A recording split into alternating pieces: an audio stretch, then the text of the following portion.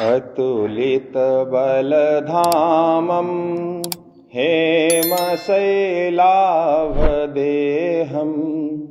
दनुजवन कृशानुं ज्ञानिनामग्रगण्यं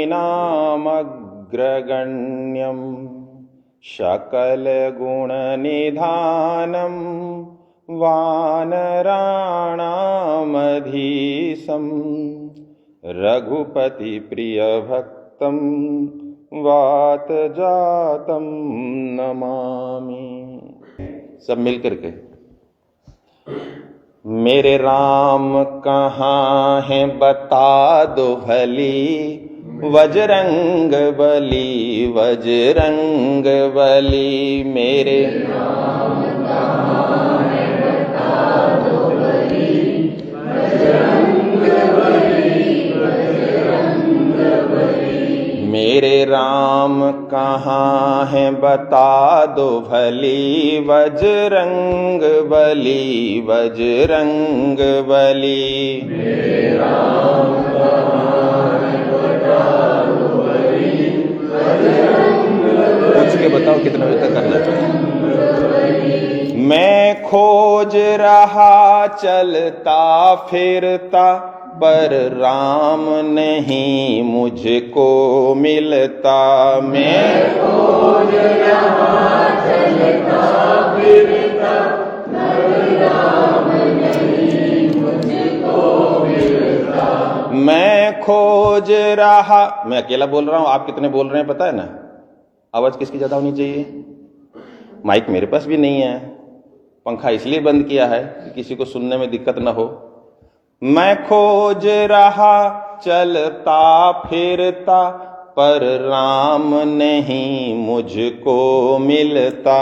मैं खोज रहा चलता फिरता, पर राम नहीं मुझको मिलता। भरमाय रहा यह मन नकली, बजरंग बली बजरंग बली। भरमाय रहा यह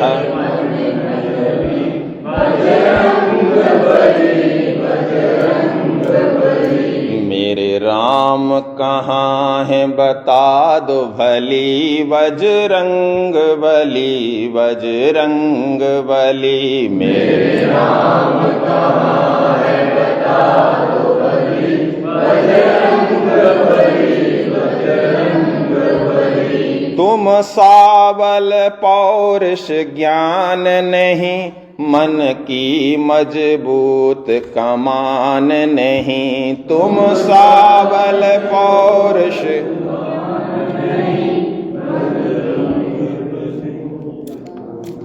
सुनते वक्त सुनना है, सुनते वक्त इधर उधर नहीं देखना है।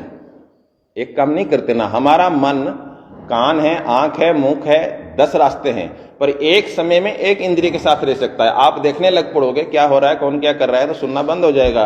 तुम सावल पौरुष ज्ञान नहीं, मन की मजबूत कमान नहीं। तुम सावल पौरुष ज्ञान नहीं, मन की मजबूत कमान नहीं। यह देह मेरी दुबली पतली, बजरंग बली बजरंग बली। यह देह मेरी दुबली पतली, बजरंग बली बजरंग बली। मेरे राम कहाँ हैं बता दो भली, बजरंग बली बजरंग बली। मेरे राम कहाँ हैं बता दो भली, बजरंग बली बजरंग बली। यह सुंदर दरस दया धन का, कब पा अरमान मेरे मन का। यह सुंदर दरस दया धन का, कब पा अरमान मेरे मन का। यह सुंदर दरस दया धन का, कब पा अरमान मेरे मन का। यह सुंदर दर्शन का,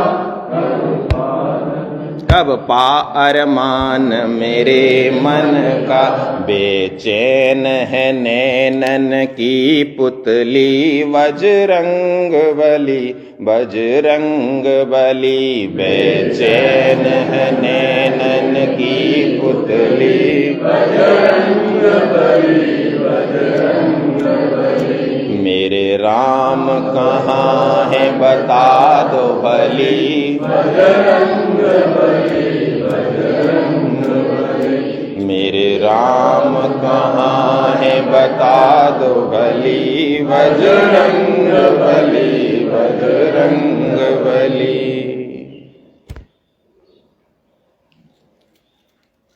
हनुमान जी के बारे में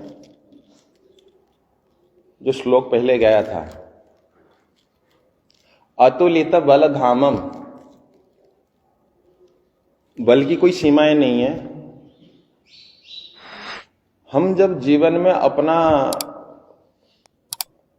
आत्म निरीक्षण करते हैं या अपने को आगे बढ़ाना चाहते हैं, एक लाइन पकड़ लेते हैं कि मैं इसी लाइन में ही माहिर हूं। तो हनुमान जी बलशाली है, सबको पता है। शुरुआत यहीं से हुआ, अतुलित बलधामम, यानी बल के बारे में अगर कहो तो उसकी तुलना में कोई नहीं है। हेम शैलाभ देहम, पहाड़ जैसा शरीर है। साथ में आखिर को उसी श्लोक में आ रहा है, ज्ञानी नाम अग्रगण्यम।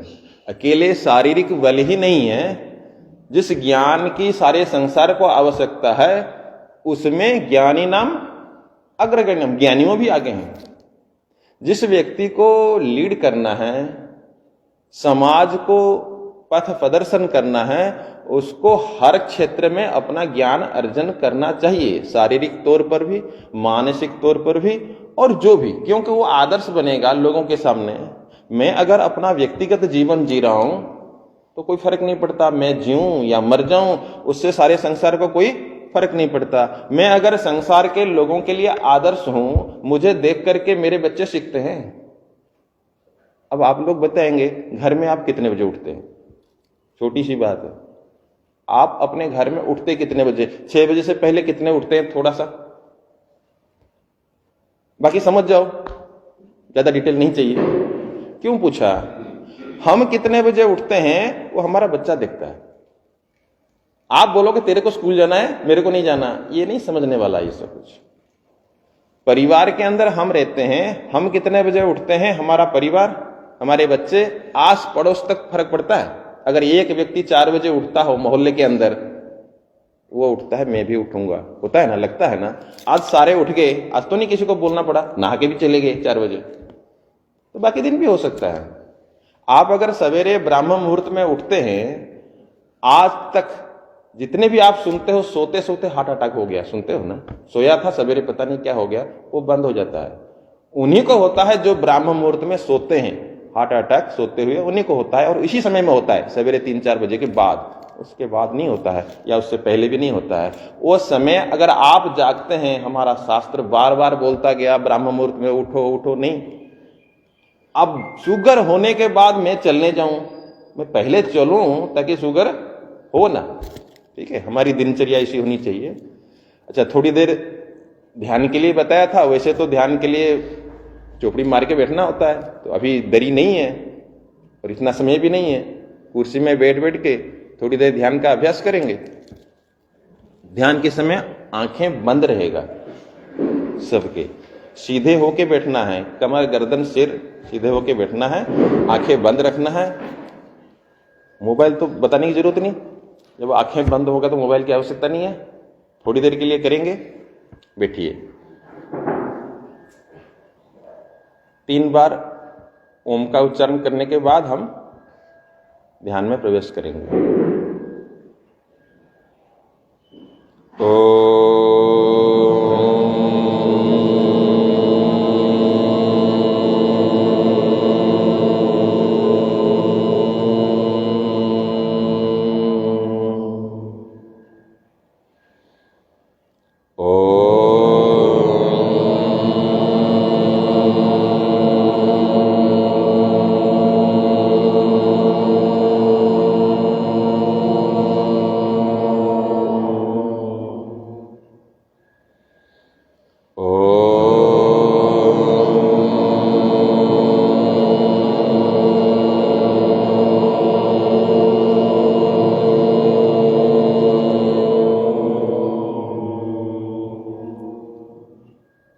पूरा ध्यान, आंखें नहीं खोलना है, पहले से बोला है, दोबारा ना बोलना पड़े तो अच्छा।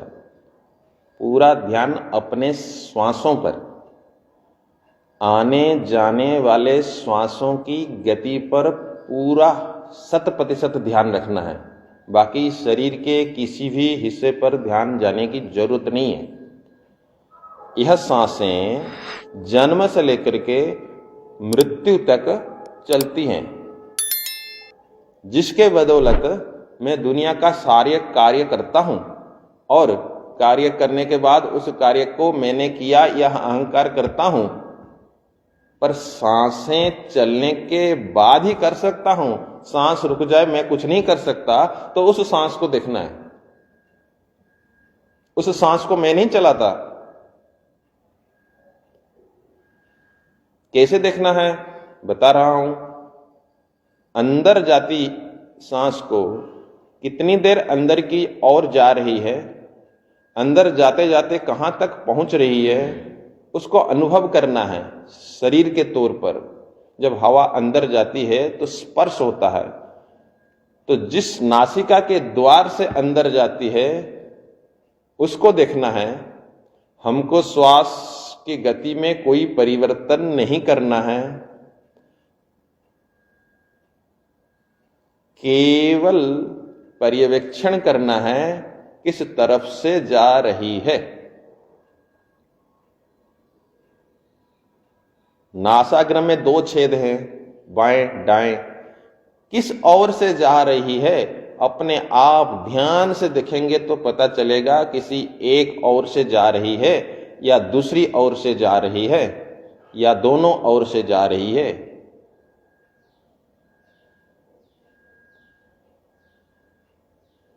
मन बाहर न जाए, शरीर के किसी दूसरे हिस्से में भी मन न जाए। कहीं खुजली वगैरह होता है तो भी प्रयास करेंगे कि हम उस ओर ध्यान न दें कुछ देर के लिए। सारा ध्यान श्वासों पर।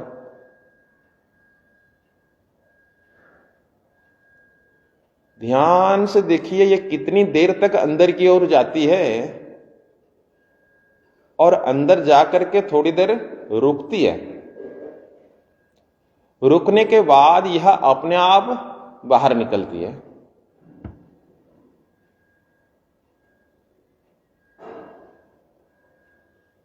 किसी किसी को इच्छा होती है कि मैं आंख खोल के देख लूं कि सारे ध्यान कर रहे हैं या मेरी तरफ बाकी भी देख रहे हैं। गलत आदत।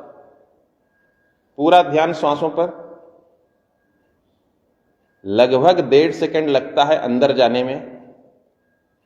आधा सेकंड के आसपास रुक करके फिर 1.5 सेकंड में बाहर आती सांसें। बाहर आधा सेकंड रुक करके अपने आप अंदर जाती है। हमको ना सांस लेना है, ना छोड़ना है, ना रोकना है, केवल देखना है। जैसे जैसे आप श्वासों को देखते जाएंगे वैसे वैसे आपका मन शांत होता जाएगा, अंतर्मुखी होता जाएगा। मन हमेशा शरीर से बाहर रहता है। कभी अपने आप को देखा नहीं, देखने का प्रयत्न किया नहीं। हमारे शरीर का मूल भूत सांस ही है। ध्यान से देखेंगे तो पता चलेगा सांसें अंदर जाते वक्त नाक के किस हिस्से को स्पर्श कर रही है, कहां छू रही है। नासिका के गलियों में कहां स्पर्श हो रहा है अंदर जाते वक्त, और बाहर आते वक्त कहां स्पर्श हो रहा है।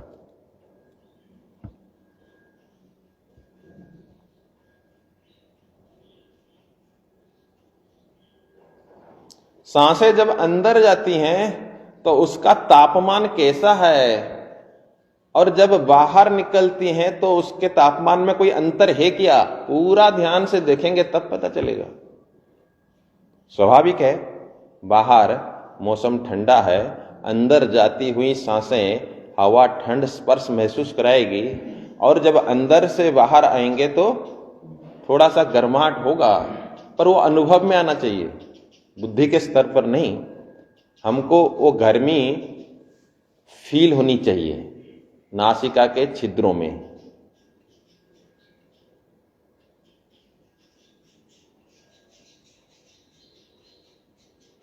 थोड़ी देर के लिए श्वासों को देखना है, इतने में मन हमारा कितने बार बाहर जाता है उसको भी देखते रहे। जहां जहां आपका मन जाता है वहां वहां आपका अटैचमेंट है, ये समझ जाइए। मेरा मन मेरे काबू में है क्या? छोटा सा ही काम मेरे मन को दिया, श्वासों को देखना है। एक दो श्वास देखते देखते मन चला जाता है, उस मन को वापस अपने श्वासों पर लगाना है।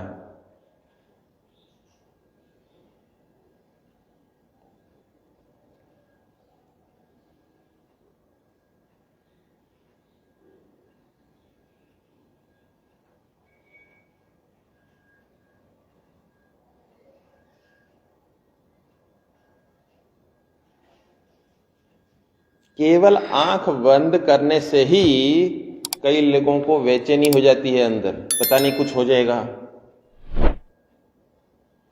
आदत पड़ गई है हमेशा आंखें खुले रखने की, आदत पड़ गई है हमेशा दूसरे को देखने की। हमारा कल्याण अपने आप को देखने से होगा। जिसको मैं कहता हूं, जिस शरीर के साथ मेरा अपनापन जुड़ा हुआ है, उसके अंदर क्या क्या हो रहा है, किसके माध्यम से हो रहा है।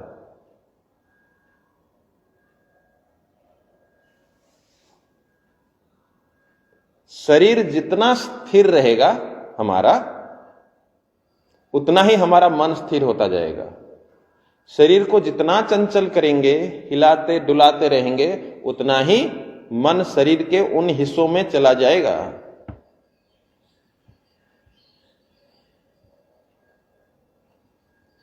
रोज सवेरे उठने के बाद हम सभी को कम से कम 10 मिनट तक इस प्रकार अपना निरीक्षण श्वासों का करना चाहिए। दिन भर में भी कहीं भी हम जाते हैं, आजकल समय मिलते ही मोबाइल खोल देते हैं, अकेले होते हैं तो मोबाइल खोल देते हैं, तब अपना आत्म निरीक्षण नहीं कर पाते हैं। तो जब भी हमको समय मिले अपने श्वासों का ध्यान करेंगे तो देखेंगे 10 मिनट के अंदर आपका मन संसार के विषयों से, लोगों से हट करके अपने आत्म चिंतन में लग गया है। जिस शांति को हम संसार के विषयों में, संसार के पदार्थों में ढूंढते हैं, उस शांति की उपलब्धि केवल अपने अंतर्मुखी होने से भी मिल सकता है, बिना विषयों के। अंतर्मुखी यानी अपने आप को देखना, अपने शरीर को देखना, अपने श्वासों को देखना, अपने मन को देखना, अपने अंदर क्या क्या चल रहा है।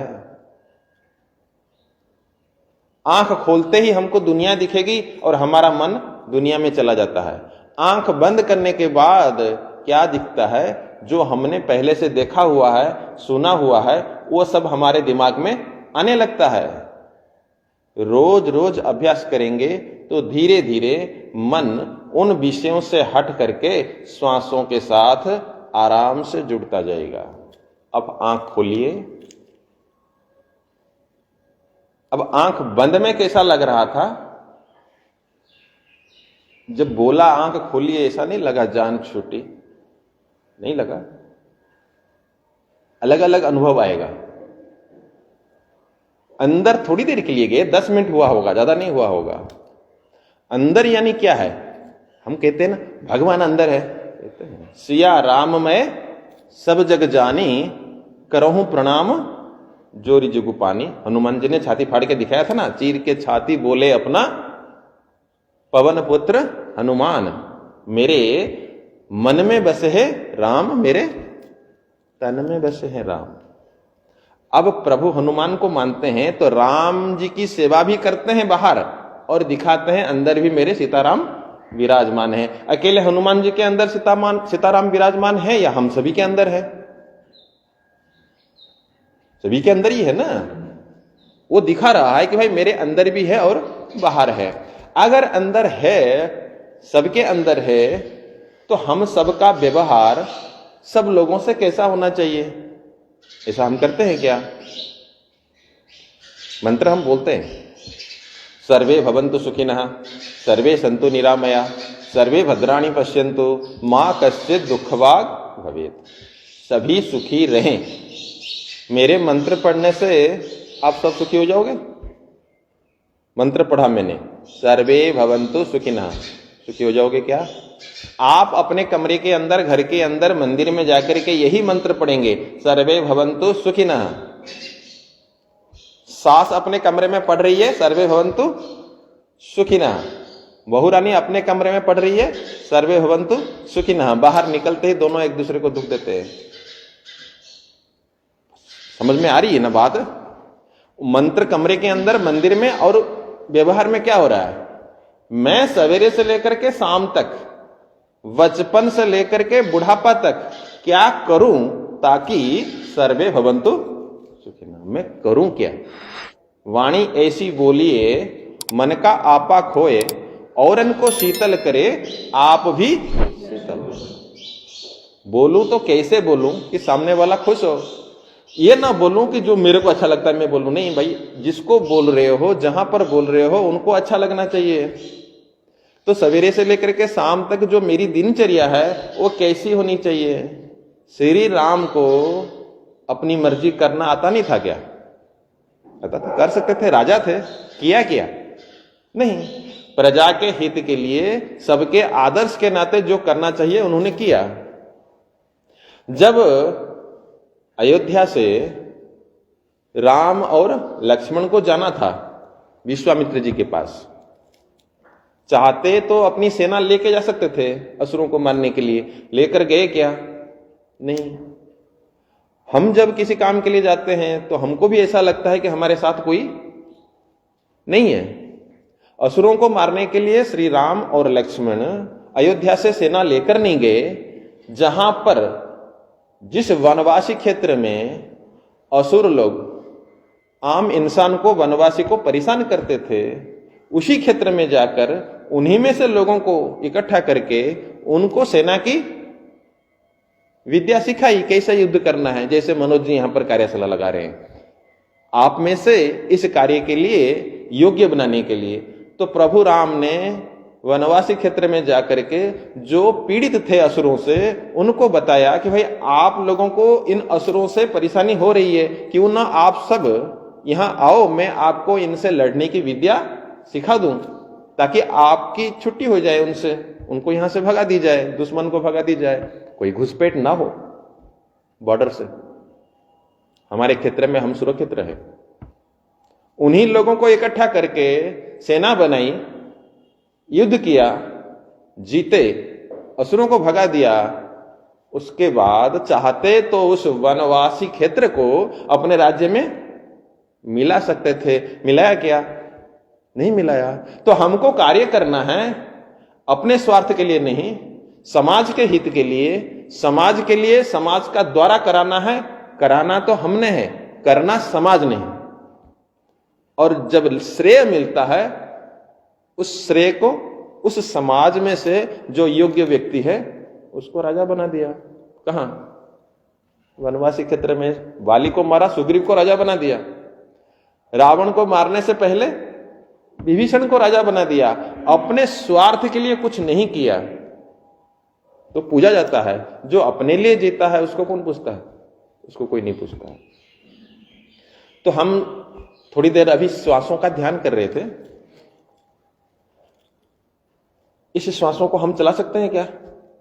अगर भगवान कहे कि भाई अब तेरे को खुली छूट है, जब तक मर्जी चला, पर चलाना किसको है? तुमको है, मैं नहीं चलाऊंगा, तो चलेगा? चला सकते हो? कुछ लोगों को लगेगा मेरी मर्जी, जब तक मर्जी चलाऊं। कब तक चलाएगा? रात को सोएगा ना, तो सवेरे राम नाम सत हो जाएगा। हम चला सकते हैं क्या? नहीं चला सकते। अगर एक सांस हम चला नहीं सकते, बड़ा ध्यान से सोचना, एक सांस हम चला नहीं सकते, कितना अहंकार हम लोगों का है। मैं ये करता हूं, मैं ये करता हूं, मेरे बिना ये नहीं होगा। ये कितना कितना है आप देखो अपने अंदर, उसकी सीमाएं देखो। अहंकार का कोई सीमा ही नहीं है, सीमा से ऊपर ही है, हर एक को है किसी को छोटे होने का अहंकार है, किसी को बड़े होने का अहंकार, गरीब को गरीब बनने का अहंकार है। ये मत सोचो कि अमीर को ही अहंकार होता है। मैं गरीब हूं ये अहंकार है, मैं अमीर हूं यह अहंकार है। गरीब कब से है, अमीर कब से है? कुछ सीमा से है ना।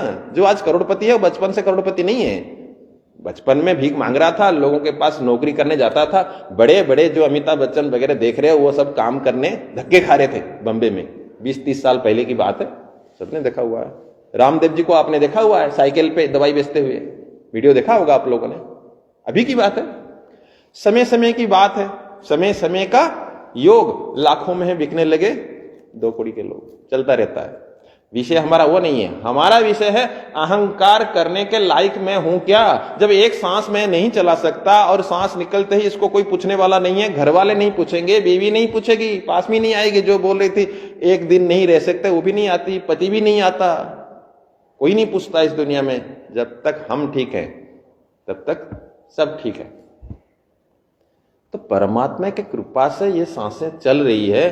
क्यों ना मैं ऐसा कुछ कर जाऊं, जब भगवान ने मेरे को इस समर्थ बनाया, इस लायक बनाया, तो मैं ऐसा कुछ कर जाऊं ताकि मैं दूसरे के परहित सरिस धर्म नहीं भाई, पर पीड़ा सम नहीं अधमाई। अगर कुछ धर्म कर्म करना है तो मैं दूसरे का भला कर सकूं, अपने समाज का भला कर सकूं, देश का भला कर सकूं।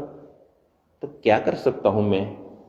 अपने पास तन मन धन है तो मैं अपने शक्ति के आधार पर जो भगवान ने मुझे दे रखा है, मेरा नहीं है, कुछ देर के लिए भगवान ने दे रखा है। सांस छूटते ही आपका मकान आपका रहेगा नहीं ना। दोबारा आ जाओगे, कहीं पैदा हो जाओगे, उस मकान में घुसने देगा आपका बेटा? मकान आपका है। सोचो कितना कंकर चुनी चुनी महल बनाया, लोग कहे घर ये मेरा घर है। ना घर तेरा ना घर मेरा, चिड़िया रेण। अभी यहां हम आए हैं, यहां से वापस जाएंगे, कोई जरूरी है क्या? हम एक तरफ का सोच के चलते हैं ना, ये करना है, ये करना है, ये हो जाएगा, वो हो जाएगा। बिजनेस करते हो तो 2 तरफ देख के चलता है व्यक्ति। अगर प्रॉफिट हुआ तो क्या करूंगा, नुकसान हुआ तो कहां ब्रेक लगाऊंगा? दोनों तरफ चल सोच करके चलो। मैं घर से स्कूटी लेकर के चली, अगर ठीक ठाक वहां पहुंच गई तो ये करना है। अगर रास्ते में एक्सीडेंट हुआ तो क्या करना है? एक्सीडेंट होने के बाद नहीं सोच रहे हैं, ये पहले से सोच के रखना है। जीवन के अंदर सफलता और असफलता की जो बातें हैं, उस समय मैंने क्या करना है, क्या नहीं करना है, प्री प्लान्ड होना चाहिए, ताकि उस समय हमको कोई भी दिक्कत ना हो। शादी होती है, अगर किसी कारण डिवोर्स हुआ तो क्या करना है? शादी से पहले सोचना है, होने के बाद नहीं। नौकरी है, बिजनेस है, अगर किसी कारण रुकावट आ गई तो मैंने क्या करना है? उसी तैयारी के साथ बिजनेस करना है, उसी तैयारी के साथ नौकरी करनी है, समाज में व्यवहार करना है। तो हम क्या कर सकते हैं दूसरों के लिए, अपनी संस्कृति के लिए, अपने देश के लिए, अपने धर्म के लिए? हम क्योंकि अपने क्षेत्रों में, अपने इलाकों में अपने धार्मिक कार्यक्रमों का आयोजन नहीं करते हैं, उन्हीं इलाकों में विधर्मी आकर के अपना प्रचार करते हैं, हमारे लोगों को अपने साथ जोड़ते हैं, हमारे में से हमारा आदमी, हमारा भाई, हमारा दुश्मन बन जाता है। सबसे बड़ी बात है, पहले तो गरीब लोग जाते थे, अब अमीर जाने लगे हैं। अच्छा, हमें ऐसा क्यों लगता है कि जो हमारा गरीब भाई है उसके साथ हमको मिलना नहीं चाहिए? लगता है ना कुछ लोगों को। देखना, आप अपने कार्य क्षेत्र में देखना, जहां आप काम करते हैं, जहां आप रहते हैं, आपके घर में कोई शादी ब्याह, बच्चे का जन्मदिन हुआ, क्या करते हो, कैसे मनाते हो? मनाते हैं हर कोई है, उन्हीं को बुलाते हैं खाने के लिए जो खा खा के परेशान है। दिन भर जो अच्छा अच्छा खाते हैं उन्हीं को बुलाते हैं ना। क्यों, हम इतने भूख नंगे हैं क्या कि वो 200 400 500 रुपया देगा, उसी से हमारा घर चल जाएगा क्या? पर मकसद ये होता है कि बर्थडे की पार्टी होगी, खाना पीना होगा, उन्हीं लोगों को बुलाया जाएगा जो आसपास हमारे स्टेटस के हैं। ये गलत है। हमारा क्या है? हमारा स्टेटस अपना नहीं है, भगवान ने दे रखा है भाई। क्यों? इसी को अहंकार कहते हैं। मैं अपने जैसे लोगों को, मैं कार वाला हूं तो कार वाले को बुलाऊंगा। अरे भाई, कार को कितना देर लगता है? चाहिए क्या? अगर मैंने कोई कार्यक्रम करना है, अगर करना है, नहीं करना है ना करो, अगर करना है पूरे मोहल्ला को बुलाइए ना। उसमें गरीब अमीर का फर्क मत करिए। कौन आपको बुलाता है, आपको भगवान ने इतना समर्थ बनाया, आप एक मोहल्ले को बच्चे के नाम पर खिला नहीं सकते क्या? अगर कम करना चाहते हैं तो किसी गरीब बस्ती को ही बुलाइए, एक खाने वालों को ना बुलाइए जो खाने के बाद बोलेंगे खीर ऐसा नहीं है, पनीर की सब्जी में नमक ज्यादा है। वही बोलते हैं जो दिन भर अपने घर में खाते रहते हैं। गरीब बस्ती को बुलाइए अपने घर में, या बस्ती में जाकर के अपने बच्चे का जन्मदिन करिए, तो बस्ती आपको याद रखेगा, अपनापन रहेगा ना वहां पर। तो वो जितना खुश होगा गरीब बस्ती, तो ये अमीर आदमी आएंगे जाएंगे दोस्त निकालेंगे, पर वो आपको वो जो धन्यवाद नहीं करेंगे बुलाने का। तो ऐसे ही जहां जहां हो सके हमारे सामाजिक कार्यक्रम में सभी को सामूहिक रूप से करना चाहिए। उसमें पैसे के आधार पर भेदभाव करना ही गलत है और उसी से ही समाज में बंटता है। कुछ जाति के आधार पर करते हैं, कुछ पैसे के आधार पर करते हैं, हो जाता है। जब भी देख लो आप किसी अनजान को मिलते हो, तरीके से आप पता कर ही लेते हो कि उसके पास कितना है, कर लेते हो ना, क्या काम करते हैं। अब सीधा नहीं बोलेगा कितना है, आप क्या काम करते हैं, तो आंकलन लगता है, कितना का हो जाता है, वहां कितना मिलता है, तो फिर हम डिसाइड करते हैं कि इसको कितनी तवज्जो देना है। तो ये हमारे समाज को तोड़ता है। हमने उसको व्यक्तिगत रूप से देना नहीं है, अगर कहीं जरूरत पड़ जाए तो 2-4 करोड़पति हैं, किसी गरीब को दे भी देंगे, क्या फर्क पड़ जाएगा। पर उस आधार पर हम भेदभाव करने लगते हैं। भगवान का दिया हुआ है, आज मैं अमीर हूं, कोई जरूर थोड़ी हर जन्म में तुम अमीर बनोगे, हर जन्म में तुम इंसान बनोगे क्या? नहीं ना। तब कुत्ते बनकर के गली में घूमते रहे तुम सब, मैं भी था। तो आज भगवान की कृपा है, सवेरे सवेरे ब्रेड पकोड़े पूरी आलू मिल रहा है, तो ठीक है, उसकी मेहरबानी है, दूसरों को भी मिले। तो हम अपने क्षेत्र में बाकी लोगों को अपने धर्म कर्म के बारे में, अपने संस्कृति के बारे में, सरहदी के बारे में बता सके, इसके लिए अपने क्षेत्र में आप कौन कौन सत्संग का आयोजन कर सकते हैं। अब तो यहां आपके साथ बात हो रही है, ये सब बातें आपके क्षेत्र में हो, ऐसा आपको लगता है, होना चाहिए ऐसा लगता है क्या? अपने क्षेत्र में जो है, जहां हम करा सकते हैं, करना क्या है? सत्संग के नाम पर अपने मोहल्ले में या आसपास के मोहल्ले में जहां पर आपका परिचय है, आयोजन करना कोई विशेष तकलीफ वाली बात तो नहीं है मेरे ख्याल से। पंजाब में किसी सत्संग के नाम पर कहीं पर इस ढंग का इतने लोग बैठे हो, जितने आप बैठे हो, इतने ही, ज्यादा भीड़ नहीं चाहिए, तो आयोजन कोई कर सकते हैं। तो करने से क्या होगा, तो हमारी बात, धर्म की बात, संस्कृति की बात उन तक पहुंचती है जहां पर कोई प्रचार करने जाता नहीं। ट्रेन में आ रहा था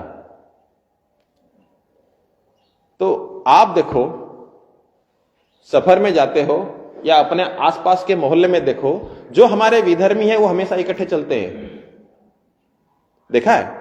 उसमें गरीब अमीर का फर्क नहीं है। अगर कोई अमीर है तो गरीब को पता नहीं किस प्रांत से बुला करके यहां ठेला दे करके, सामान दे करके, रुकने की व्यवस्था करके उसको यहां सेटिंग करता है। हम करते हैं क्या? कमी यहां रहती है।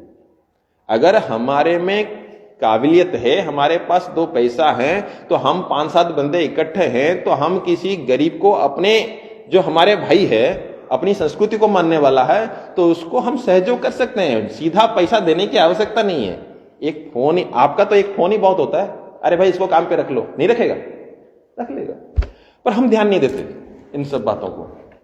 तो मैं अपने काम पे आ रहा हूं, श्रद्धा जागरण के नाते अपने पंजाब के अंदर जहां जहां भी सरहदी की टीम है, वहां पर सत्संग का आयोजन होना चाहिए। उसके माध्यम से नए लोगों को जोड़ना चाहिए। सत्संग के माध्यम से हम लोगों को बुलाएंगे और उसी में से, जैसे आप में से कुछ के पास श्रद्धा जागरण का दायित्व होगा, किसी के पास विभाग का होगा, किसी के पास जिले का होगा, किसी के पास नगर का होगा, खंड का होगा, तो ऐसे अलग अलग स्थान पर सत्संग करना है और उनमें से कुछ लोगों को श्रद्धा जागरण में दायित्व देना है। आप जिला में है तो जिले में अकेले बैठे हो, तो आपकी कोई टीम भी होनी चाहिए जिले में।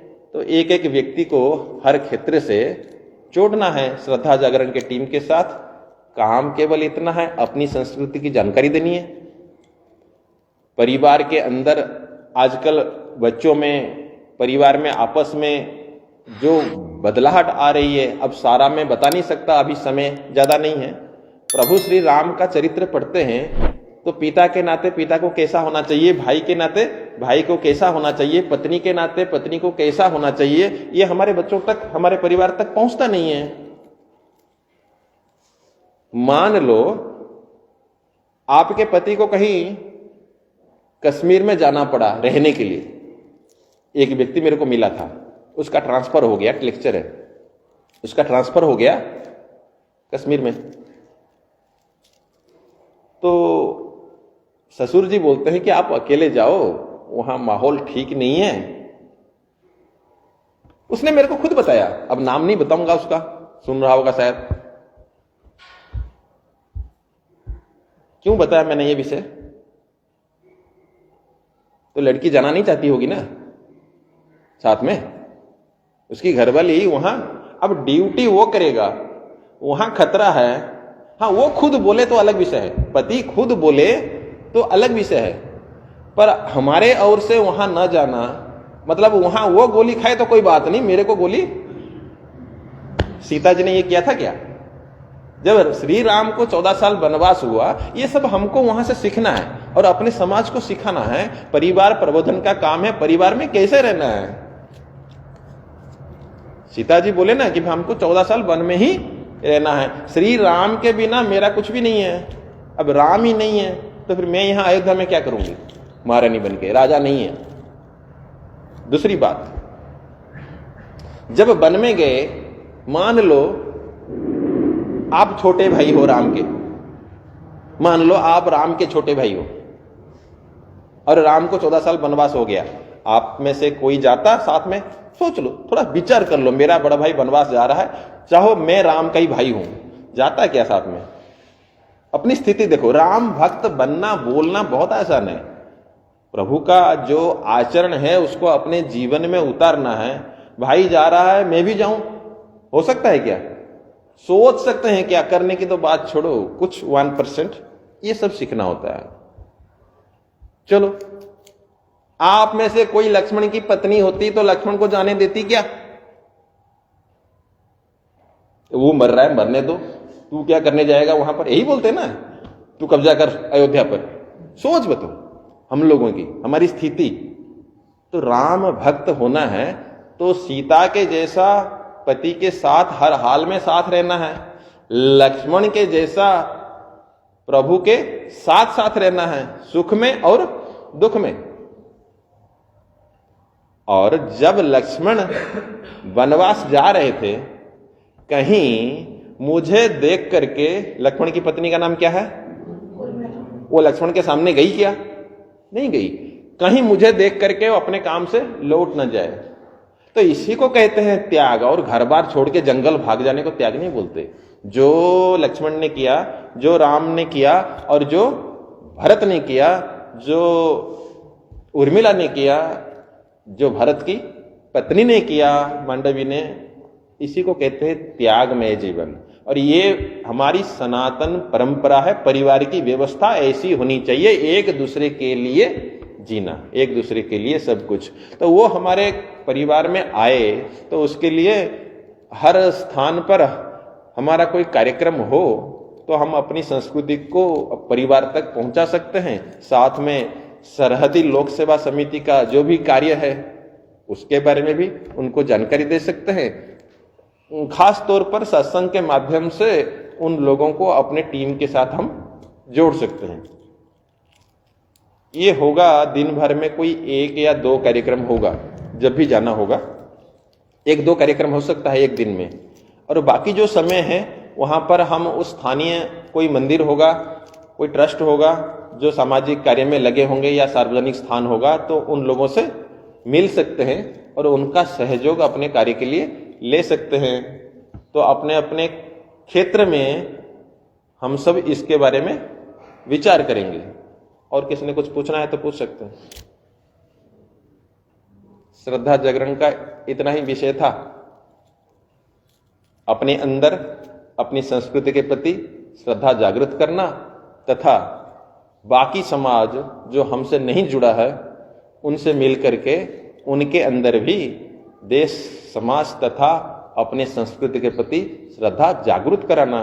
हमारे बंदे दूसरे तरफ हमारे विरोधी बन करके हमारे संस्कृति को नफरत करने वाले न बने, इतना हमारा उद्देश्य है। आज के लिए इतना ही। सर्वे भवन्तु सुखिनः, सर्वे सन्तु निरामया, सर्वे भद्राणि पश्यन्तु, मा कश्चित् दुःखभाग् भवेत्। ओम पूर्णमदः पूर्णमिदं पूर्णात् पूर्णमुदच्यते पूर्णस्य पूर्णमादाय पूर्णमेवावशिष्यते। ओम शांति शांति शांति।